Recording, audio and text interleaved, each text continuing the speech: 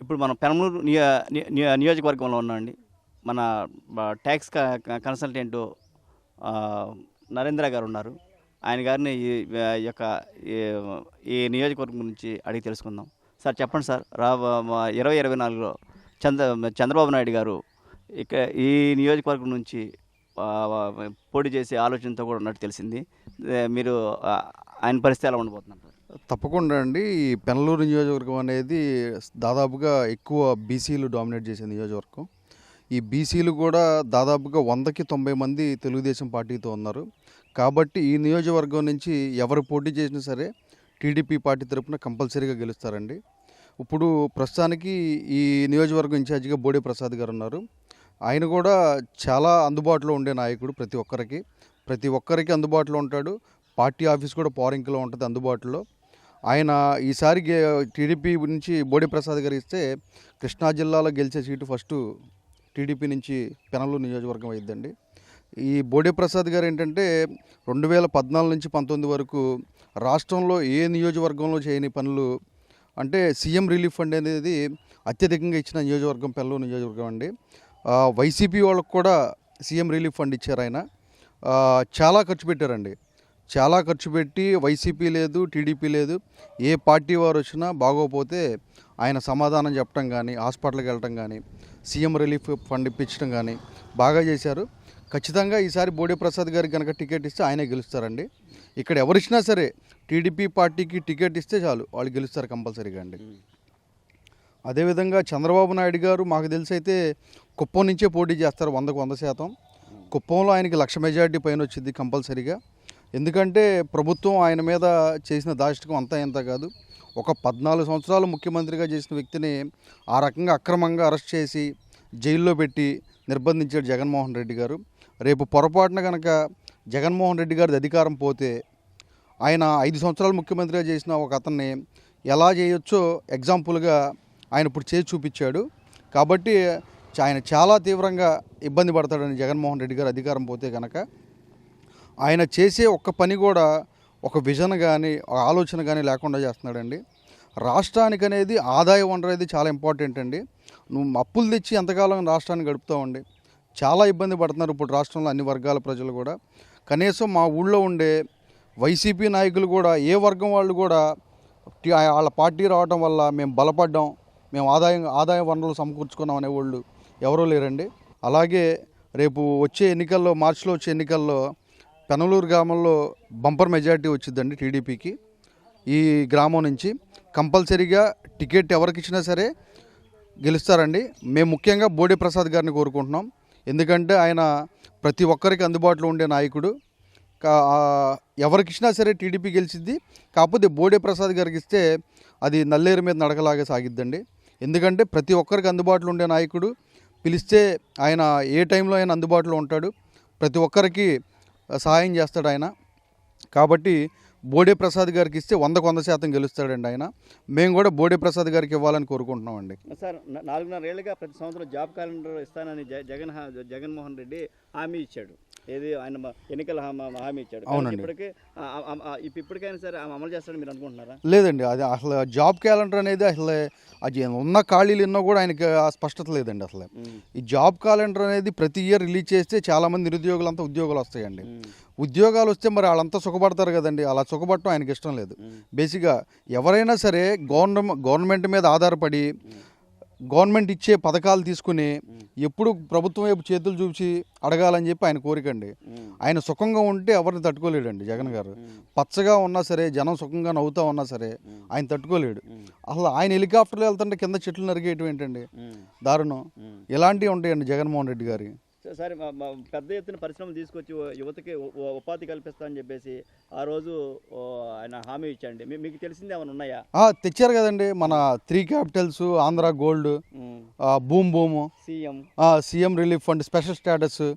మొన్న ఈ మధ్య పోలవరం కూడా ఏదో తెచ్చారండి ఓ బ్రాండ్. అసలు అల్టిమేట్ బ్రాండ్లు అండి ఆయన ప్రజల సంక్షేమమే నా ధ్యేయం, వాళ్ళే నా అన్నతమ్ముళ్ళు అక్క చెల్లెలు అనే మనిషి.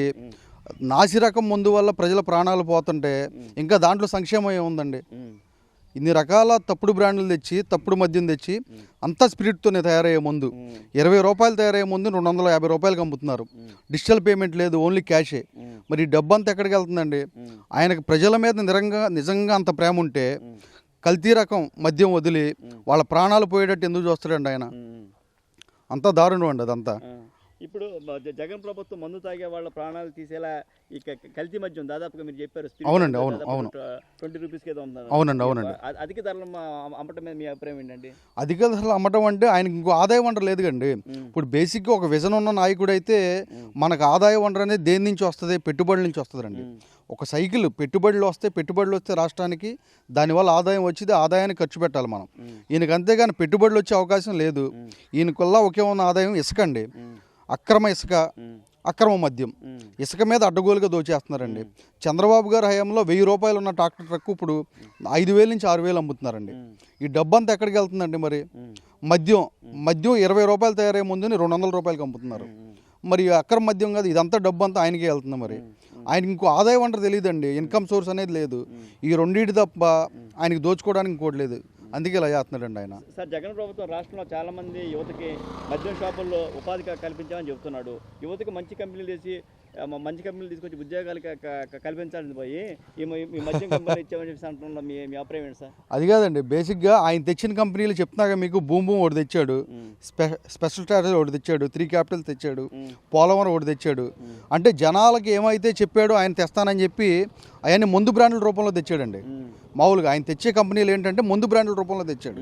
అందుకే జనాలకు ఏం చేస్తున్నాడంటే వాళ్ళందరికీ ముందు బ్రాండ్లు చెప్పించి నేను ఈ కంపెనీ తెచ్చానని చూపిస్తున్నాడు. ఆయన వల్ల యువతి చాలామంది నష్టపోతున్నారండి. ఇప్పుడు వాళ్ళ పార్టీ వాళ్ళే ఉన్నారండి కొంతమంది మా ఊళ్ళో. ఆయన గవర్నమెంట్ రావడం వల్ల మేము ఫలానాది బాగా పెరిగాం, ఉన్నత స్థాయిలో ఉన్నాం, మా ఆదాయ వనరులు పెరిగినాయి అని చెప్పడానికి వాళ్ళ దగ్గర కూడా అవకాశం లేదండి. వాళ్ళు కూడా చాలా బాధపడుతున్నారు. కాకపోతే ఆ పార్టీ మీద అభిమానం వల్ల ఏం చేయలేక అలా ఊరుకుంటున్నారు వాళ్ళు. అంత దారుణంగా ఉంది పరిస్థితి అండి. సార్, మన లాస్ట్ టైం ఈ పెనమలూరు నియోజకవర్గంలో పార్థసారథి గారికి గెలిచారు కదా. ఇప్పుడు చాలా అసంతృప్తిలో ఉన్నారు. కారణం ఏంటంటారు? అవునండి, ఇప్పుడు పార్థసారథి గారు అంటే మాకు కూడా గౌరవం అండి. ఎందుకంటే ఆయన జిల్లాలో సీనియర్ నాయకుడు, ఒక బీసీ నాయకుడు, ఒక యాదవ కమ్యూనిటీ నుంచి వచ్చిన నాయకుడు, చాలా సీనియర్ మంత్రి. అలాంటి ఆయన్ని జగన్మోహన్ రెడ్డి గారు ఇగ్నోర్ చేయటం అంటే మాకు చాలా బాధ కలిగించే అంశం అండి. ఎందుకంటే జిల్లాలో సీనియర్ మంత్రి అయి ఉండి ఆయన అలా పక్కన పెట్టేయడం చాలా తప్పు అండి జగన్మోహన్ రెడ్డి గారు. అది కూడా పార్థసారథి గారు ఎప్పటి నుంచో ఉన్నారండి సీనియర్ మంత్రి. అలాంటి ఆయన్ని జగన్మోహన్ రెడ్డి గారు పక్కన పెట్టి, కానీ పార్థసారథి గారు కూడా ఎన్నాళ్ళు ఓపిక పట్టారు. ఆయనకి కొంతగా ఎవరికైనా పేషెన్స్ ఉంటుంది కదండి. జగన్మోహన్ రెడ్డి గారు ఎన్నాడు ఇలాంటి సీనియర్ మంత్రిని ఇలా పక్కకు తప్పించడం, మంత్రి పదవి ఇవ్వకుండా అనేది మాకు కూడా బాధ కలిగించే అంశం. వాళ్ళ పార్టీ వాళ్ళు కూడా బాధపడుతున్నారు పార్థసారథి గారి విషయంలో. సార్, ఒకటి చెప్పండి సార్. ఇప్పుడు చాలామంది ఇప్పుడు మన జగన్మోహన్ రెడ్డి గారి అనేక మంది ఎమ్మెల్యేలు పనితీరు బాగలేదని చెప్పేసి మారుస్తున్నారు. కానీ కొంతమంది ఏమంటున్నారంటే మార్చాల్సింది ఎమ్మెల్యేలు కాదండి, జగన్మోహన్ రెడ్డిని మార్చాలని చెప్పేసి అన్నారు. అది 100% కరెక్ట్ అండి. ఎందుకంటే ఒక నియోజకవర్గంలో ఎమ్మెల్యే ఉన్నారంటే వాళ్ళ చేతుల్లో ఏమీ లేదండి. వాళ్ళ చేతుల్లో ఏమీ లేదు. మొత్తం జగన్మోహన్ రెడ్డి గారి ఫోటో చూసుకుని అందరూ ఓట్లు తిరగండి అని చెప్తున్నారు. కాకపోతే ఇక్కడ తెలియని విషయం ఏంటంటే ఒక నియోజకవర్గంలో ఎమ్మెల్యే ఉన్నప్పుడు అతని పనితీరు చూస్తారండి. అతని పనితీరు చూసి అతనికి ఓటేస్తారు. ఇప్పుడు జగన్మోహన్ రెడ్డి గారిని చూసి ఓటేస్తాం అనేది ఒకసారి వేసారండి, ఒకసారి అవకాశం ఇమ్మన్నారు వేశారు. ఎందుకంటే ఆయన వాళ్ళ నాన్నగారిలాగా బాగా చేస్తాడని చెప్పి నమ్మేశారు. కాకపోతే వాళ్ళ నాన్నగారిని ఈయన ఏమాత్రం చూపించలేకపోయాడండి. అనవసరంగా వేసామని చెప్పి బాధపడుతున్నారండి ఇప్పుడు. అంతేగాని జగన్మోహన్ రెడ్డి గారు ఇప్పుడు ఒక నియోజకవర్గంలో ఎమ్మెల్యే పనికిరాడని చెప్పి ఆయన తీసేస్తున్నాడండి. అంటే అది ట్రాష్ అండి, చెత్తతో సమానం. ఆ చెత్తను తీసుకెళ్ళి ఇంకో నియోజకవర్గంలో వేసిన చెత్తే కదండి, అది గెలవరు కదా. ఇప్పుడు 4.5 సంవత్సరాల్లో ఒక నియోజకవర్గంలో ఉన్న ఎమ్మెల్యేని ఇంకో చోట వేస్తే ఎలా గెలుస్తారండి 6 నెలల్లో? ఆయన ముందు జగన్మోహన్ రెడ్డి గారిని మారిస్తే రాష్ట్రం బాగుపడిద్దండి ఇట ఎమ్మెల్యేని బదులు. ఇది 100% నిజమండి. ఏమంటున్నారంటే ఇప్పుడు రాష్ట్రంలో మార్చాల్సింది ఎమ్మెల్యేలు కాదు, ఓన్లీ మార్చాల్సింది జగన్మోహన్ రెడ్డి అని చెప్పి రాష్ట్ర ప్రజలు ఫిక్స్ అయ్యారని. అదేవిధంగా పెనమలూరు నియోజకవర్గంలో ఎవరైనా కానీ అత్యధిక మెజారిటీతో గెలిపించుకున్నామని అంటున్నారు. మీరు చెప్పండి సార్, ఇంకేది అంటున్నారు మీరు? ఇప్పుడు మా జిల్లా పరిషత్ హై స్కూల్లో అండి చిన్న పిల్లలు 5వ తరగతి నుంచి గంజాయి అనేది విపరీతంగా ఉందండి. ఇప్పుడు చంద్రబాబు నాయుడు గారు ఉన్నప్పుడు, గవర్నమెంట్ ఉన్నప్పుడు ఎక్కడో మారుమూల ఒక చోట ఉండేదండి గంజాయి. ఇప్పుడు ప్రతి వీధికి వచ్చేసిందండి గంజాయి. హై స్కూల్లో మా జెడ్పీహెచ్ హై స్కూల్ ఉందండి పెనమలూరు, ది బెస్ట్ స్కూల్ అండి. అంటే అన్ని వసతులు ఉన్నాయి. ఎన్ఆర్ఐలు మా పెనలూరు ఎన్ఆర్ఐలు అండి అందరూ కలిసి సోలార్ పెట్టించారండి దానికి విద్యుత్. దాదాపు అప్పట్లోనే ఒక 6-7 ఇయర్స్ బ్యాక్ 5 లక్షలు పెట్టించారు. జిల్లాలో ఫస్ట్ స్కూల్ అండి, అన్ని ఫెసిలిటీస్ ఉన్నాయి, ఫండింగ్ కూడా చాలా వచ్చిందండి. అలాంటి స్కూల్లోనే గంజాయితో 100 మంది పిల్లలు ఉంటే 50 మంది గంజాయి పిల్లలు ఉన్నారండి, ప్రతి క్లాస్లో ఉన్నారు. హెడ్ మాస్టర్ కూడా పట్టించుకోలేని పరిస్థితి, అంటే హెడ్ మాస్టర్ని కూడా బెదిరిస్తున్నారు వాళ్ళు. అంటే గంజాయి ఎంత విచ్చలవిడిగా అయిపోయిందండి. ఆ ఏజ్లో పిల్లలు గంజాయి తాగితే ఇంకా దేనికి పనిచేస్తారండి. జగన్మోహన్ రెడ్డి గారిని వ్యతిరేకించడానికి, ఆయన మళ్ళీ వద్దు అని చెప్పడానికి ప్రధాన కారణం గంజాయి అనేది విపరీతంగా పెరిగిపోయిందండి. ప్రతి చోట బాగా వెళ్ళిపోయిందండి. అంతకుముందు ఎక్కడో ఒక చోట ఉండే గంజాయి ఇప్పుడు మారుమూల ప్రాంతాలకి, పల్లెటూళ్ళకి, చిన్న చిన్న సందుల్లో కూడా వచ్చేసిందండి. హై స్కూల్ చదివే పిల్లల్లో జేబుల్లో ఉంటున్నాయండి పొట్లాలు, గంజాయి పొట్లాలు. ఇది చాలా దారుణం అండి. ఈ ఒక్క విషయంతో జగన్మోహన్ రెడ్డి గారు మారిపోవాలని చెప్పి కోరుకోవటం తప్పలేదండి. అంత దారుణంగా ఉంది పరిస్థితి. అది సార్. అనేక సంక్షేమ పథకాలు తీసుకొచ్చాము, అనేక కంపెనీలు తీసుకొచ్చాము అని చెప్పేసి 175 గ్యారంటీ అని చెప్పి అంటున్నారు. మీరు చెప్పండి సార్. 175కి 170 పక్కా అనే జగన్మోహన్ రెడ్డి గారు ఇలా ఎమ్మెల్యేలు ఎందుకండి మారవటం? ఇలా ఎమ్మెల్యేలను మార్చరు కదా. 175కి 170 డ్యామ్ షూర్గా వైసీపీ పార్టీకి వస్తాయి అనుకునే వాళ్ళు ఇలా ఎమ్మెల్యేలు మార్చడం ఇవన్నీ చేయరు కదండి.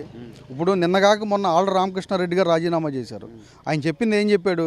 మంగళగిరి నియోజకవర్గానికి దాదాపుగా 1500 కోట్లు కేటాయించారంట ఫస్ట్, తర్వాత 1000 కోట్లు అన్నారంట, తర్వాత 500 అన్నారు, తర్వాత చివరికి 120 కోట్లు చేశారు దాన్ని. ఆ 120 కోట్లు కూడా రిలీజ్ చేయలేదంట. ఆయన సొంత జేబులోంచి 7-8 కోట్లు అప్పు చేసి ఆ నియోజకవర్గంలో పనిచేస్తే ఇంతవరకు ఆ బిల్లులు కూడా ఇవ్వలేదంట. ప్రతి నియోజకవర్గం పని ఇదేనండి, ఇలాగే ఉంది అన్నీ కూడా. ఎమ్మెల్యేలు ఎవరికాళ్ళు వాళ్ళ జేబుల్లో డబ్బులు తీసి ఖర్చు పెట్టి నానా ఇబ్బందులు పడుతున్నారండి. కాబట్టి ఇక ఎన్ని చేసినా సరే జగన్మోహన్ రెడ్డి గారికి 175 అనేది రాదండి. ఆయనకు 100 సీట్లు రావడం ఎక్కువ అండి, 50 కూడా ఎక్కువ అదండి. 50 సీట్లు కూడా రావని మేము అనుకుంటామండి ఆయన పనితీరుకి అయితే. ఆయన ఇచ్చే పెట్టుబడులకు కానీ కానీ రాష్ట్రంలో ఆయనకి 50 వచ్చే అవకాశం కూడా లేదండి మాకు తెలిసి అయితే. అది మా ఉద్దేశం ప్రకారం. మా ఊళ్ళో 60 మంది ఉన్నారండి 20 సెంటు స్థలాలు కొనుక్కున్న వాళ్ళు. ఎప్పుడో తాత ముత్తాతల కాలం వీళ్ళ దగ్గర, లంబాడీల దగ్గర, మన SC ST సోదరుల దగ్గర కొనుక్కున్నారండి వాళ్ళు. ఈ గవర్నమెంట్ వచ్చాక ఏం చెప్పిందంటే, మీరందరూ ఆ 20 సెంటు మాకు అప్పచెప్పండి, మీకు దాంట్లో 5 సెంటు పట్టా భూమి ఇస్తాం 20 సెంట్లు, మిగతా 15 సెంటు గవర్నమెంట్ తీసుకుంటుందని చెప్పారండి. వాళ్ళు ఈ గవర్నమెంట్ నమ్మి ఆ 20 సెంటు వాళ్ళకున్న స్థలాన్ని మొత్తం ఇచ్చేశారండి. పొలాలు దాదాపుగా 60 మంది మొత్తం ఇచ్చేశారు వీళ్ళందరికీ. దాదాపుగా 60 మంది అంటే 20-30 ఎకరాలు ఉంటుందండి గట్టిగా. ఇప్పుడు ఏమైందంటే గవర్నమెంట్ ఏం చేసిందంటే దాంట్లో వీళ్ళ దగ్గర 20 సెంటు తీసేసుకుని అందరికీ స్థలాలు ఇచ్చేశారండి. సెంటున్నర ఇచ్చేశారు. ఇప్పుడు ఆ 60 మంది కూడా మాకు 5 సెంటు పట్టా ఇవ్వండి అంటే మాట్లాడలేదండి గవర్నమెంట్. ఇది గవర్నమెంట్ భూమి, అంతకుముందు మీరు కొనుక్కోవడం తప్పుగా కొనుక్కున్నారు వాళ్ళ దగ్గర, మిమ్మల్ని ఎవడు కొనుక్కోమన్నాడు అని చెప్పి చాలా ఇబ్బంది పెడుతున్నారు వాళ్ళని. ఎమ్మెల్యే ఏమంటున్నాడు సార్? ఇక్కడ గారి దగ్గర కూడా చాలాసార్లు వెళ్ళారండి వాళ్ళు.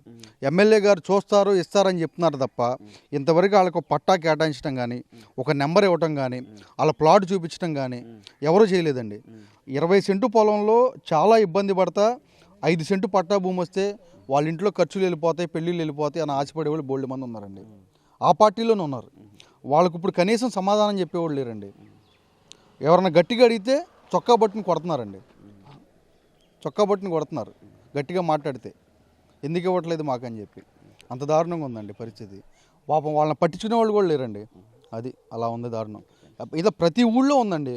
ఇప్పుడు వణుకూరు ఉందండి, వణుకూరు ఇళ్ల స్థలాల విషయంలో పెద్ద స్కామ్ జరిగింది అంటున్నారు. కేవలం జగన్మోహన్ రెడ్డి గారు దానివల్లే పార్థసారథి గారిని పక్కన పెట్టారంటున్నారు. మరి అంటే వైసీపీ నాయకులే చెప్తున్నారు మాకు.